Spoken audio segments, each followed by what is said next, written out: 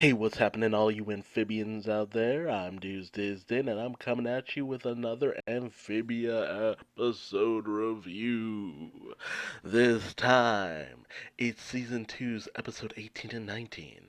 Let's begin with 18, titled The Sleepover to End All Sleepovers, which I think is like the longest title in this series so far.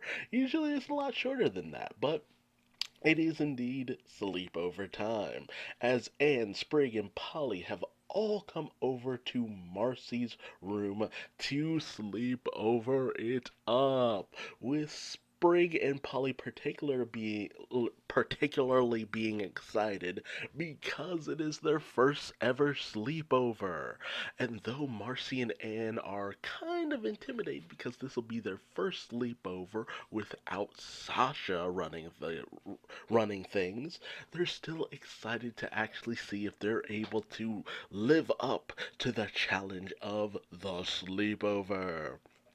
So, they basically commit a whole bunch of mayhem all across the Newtopian castle, and even just completely just derail derail Lady Olivia's night to the point where she even just beats them the hell up. She just kicks their butt. But after a little bit more mayhem, and her telling them, don't go in the basement. Whatever you do, don't go in the basement. They kind of get a little bit tuckered up. But it's only 9 p.m. The night is still young. And so, Marcy thinks that it's finally time to bring in Sprig and Polly on the sacred rites. That is namely a game called uh I forget what the game is called, but it's basically kind of like a dare, the scare dare. I think that's what it was called. And it's basically a game where you're dared to do something scary and the whole group has to do it. And if they're not able to do it, they're put into the book of losers and their name is entered in there forever. You're not going to be a loser, are you? But they actually have a hard time coming up with a scary dare, as usually it was Sasha who came up with the scary dares, which really just clues you in on how that whole relationship went.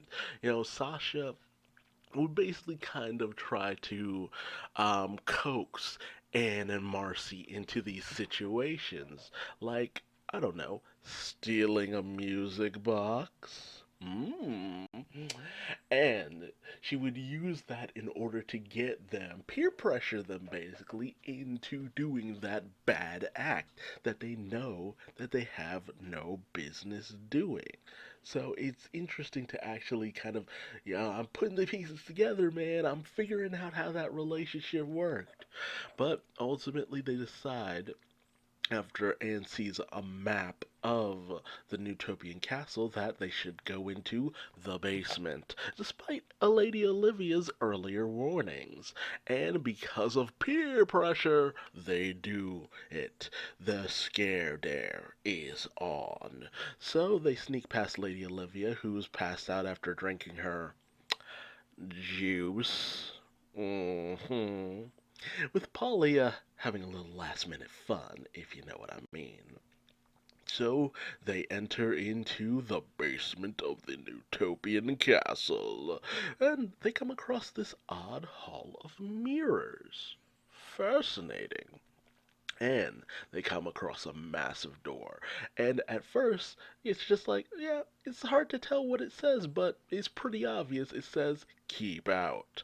And so they don't listen. And what they find is none other than a crypt.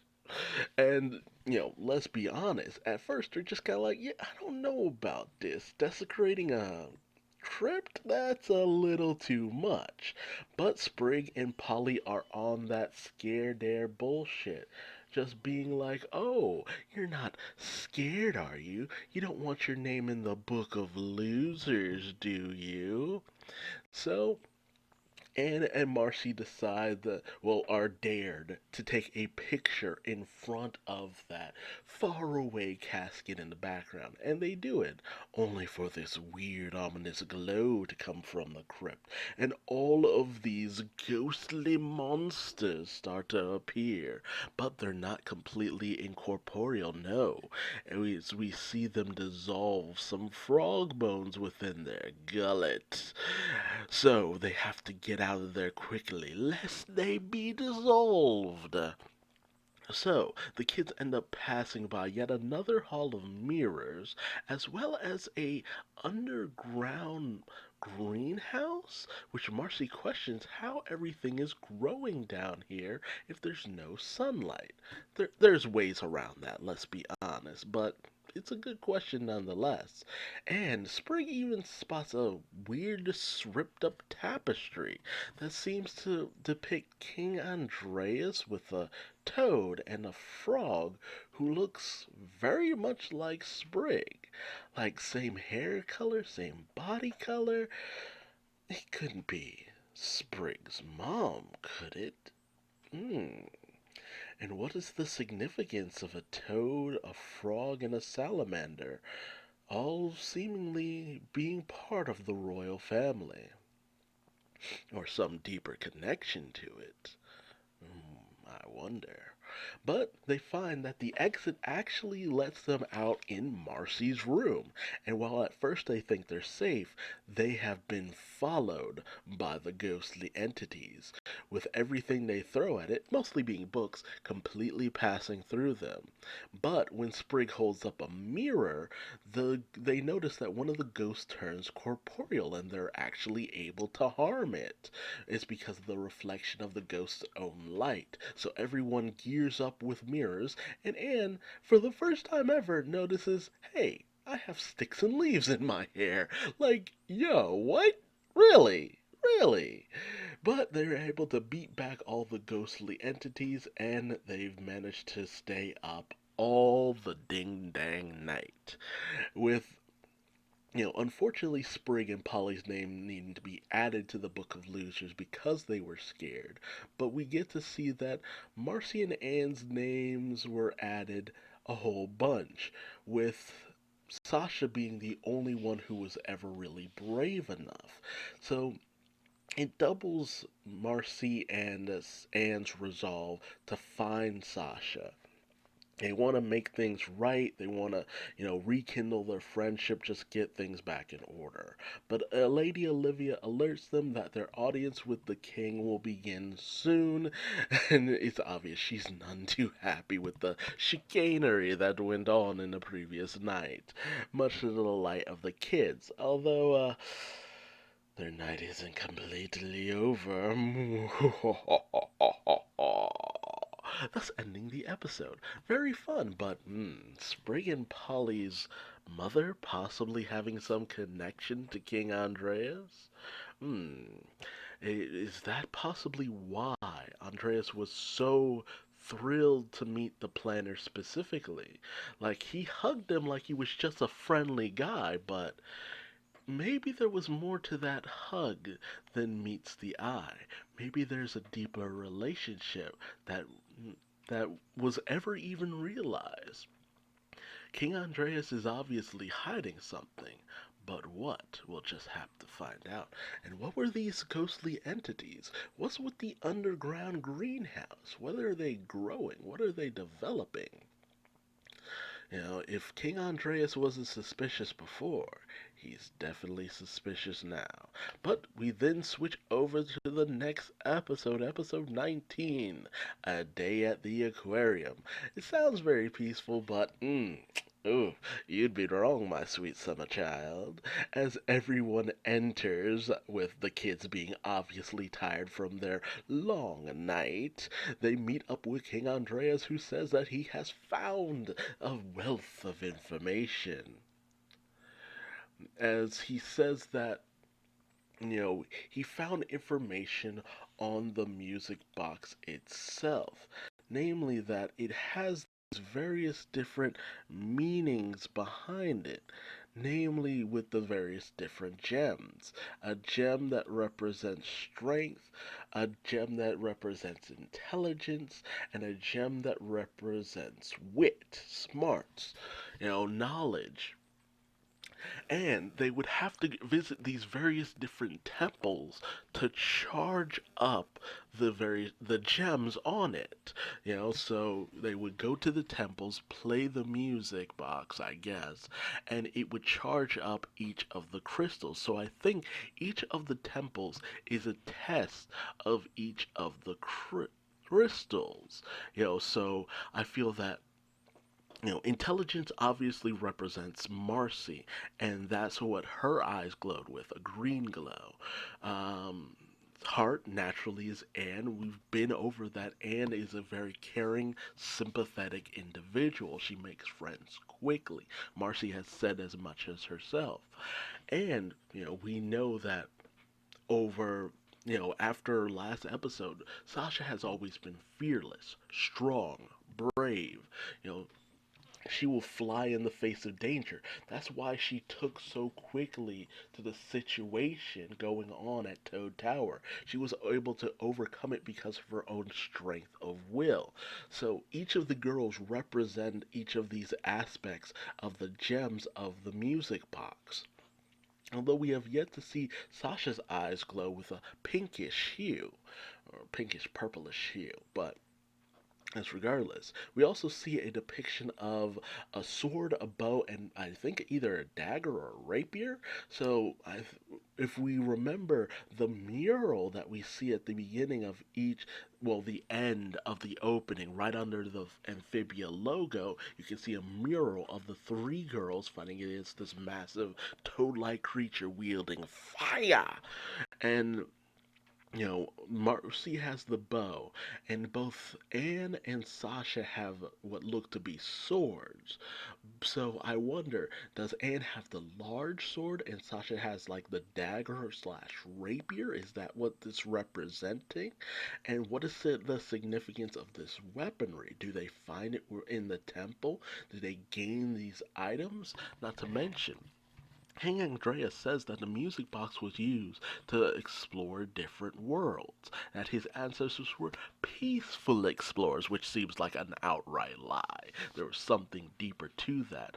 But the music box was used to visit other worlds, with us seeing that the world of Amphibia really just is that lily pad like island. That's it. That's all that Amphibia really seems to be, which is fascinating. But we see that there isn't a connected line to Earth, which makes me wonder if there's a reasoning behind that. That, travel to Earth was a lot harder, and they needed someone to come from Earth in order to establish that connection.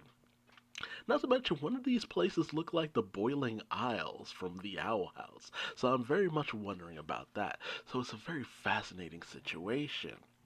But King Andreas says that, they'll need some prep time to get everything ready. So, it's not an immediate thing. Each of the temples, they only know the location of one of them. So they figure that the other locations will only open up once they find the first temple. So they really should get ready and prepare. With, you know, the planters, well, specifically Hapadai, is saying, well, we really do need to get back to Wartwood. The harvest is about to begin, and we've been away a little too long. And while Anne is willing to head back in order to join them, Marcy says there's no need for that. Ultimately, it makes no sense for Anne to rejoin the planters and that they shouldn't be apart. The smart thing to do would be to stay together after they manage to find each other. But Anne says that she should go to at least retrieve the music box, but even this is kind of rendered null and void, as they could just have one of their servants go and get it. And Marcy really does raise a good argument. It really doesn't make sense for Anne to just head all the way back to Wartwood after all this effort to actually find each other. But the planters are devastated after all that they've been through together. To be saying goodbye in this way, it hurts. It really does. But they decide to spend one last day out on the town together before the planters head off. And so they ultimately decide to go to the aquarium, which usually cheered up Anne when she was younger. But everything in the aquarium reminds them of their past adventures, the various creatures and sea life, and even just coral formations all remind them of their time together spent over the past few months for them, basically. But their sadness is disrupting the guests, with the security guard even saying that maybe they should go to the Stingray show, as that usually cheers people up. So they head over to the Stingray show. We see the various different rays and stuff like that. It's a cool performance, with Sprig even volunteering to feed one of the rays. However, it ends up being a water snake, very similar to the snake that first appeared in the second episode technically, that Anne and Sprig ended up almost getting eaten by. But the Sprig's cries end up disrupting the water snake. It crashes through the platform he's on and sends him crashing into the water. But as Anne and Polly and Hop Up decide to go and rescue Sprig, the lead performer says that it's not the water snake they have to worry about, it's the stingrays, who immediately start to circle Sprig. But after some teamwork, they're able to beat the stingrays into the nearby ocean, and they escape, and the planters are overjoyed that they have once again managed to come together as a family, only to be kicked out of the aquarium. But, you know, it was a nice last hurrah as Anne says goodbye to the planters.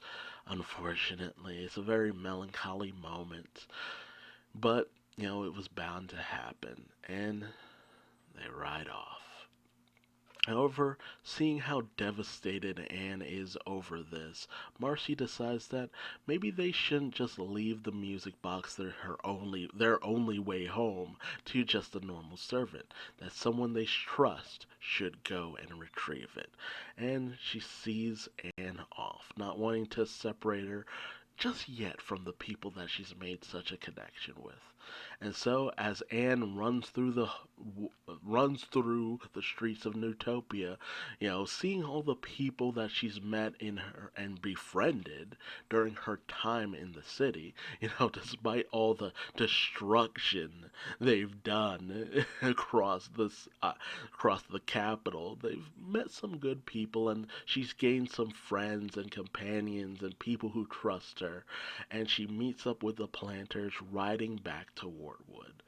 Although Marcy is left kind of, mm, what's the word I'm looking for? A little bit off by the whole situation. But King Andreas comes up and says, "It's always sad to see a friend go, but I have a proposition for you, Marcy." And it's such an ominous moment. And I feel that ultimately King Andreas's plan here will end up pitting Anne and Marcy against each other. That ultimately the three girls will all be on opposing sides. It's by the end of things. That we might end up even having an amphibian civil war, which each of the three girls on opposing sides. Or at least that's my thought, as Andreas is obviously playing them all in order to get something that he desires. Is it conquest of various different worlds? Or is it something else? Only time can tell. He doesn't look like the figure that the girls were attacking in the mural, but maybe there's something more to it that we haven't been made privy to. But tell me your thoughts and theories in the comment section below. What did you think about my theories about Sprig's mom, Sprig and Polly's mom, what King Andreas has gone through? The fact that it seems like King Andreas seems to have completely taken over the throne in a way that might not have been legit, and he might see it as a necessary evil. I don't think he's completely evil, but I think he's doing the wrong things for the right reasons. Again, thoughts and comments in the comment section below. If you liked this video, leave me a like. If you didn't, feel free to leave me a dislike. And subscribe and hit the bell icon. That way you never miss out on another Amphibia episode review. Until then, I've been Duuz-Diz-Din, and I will see you later. Bye-bye.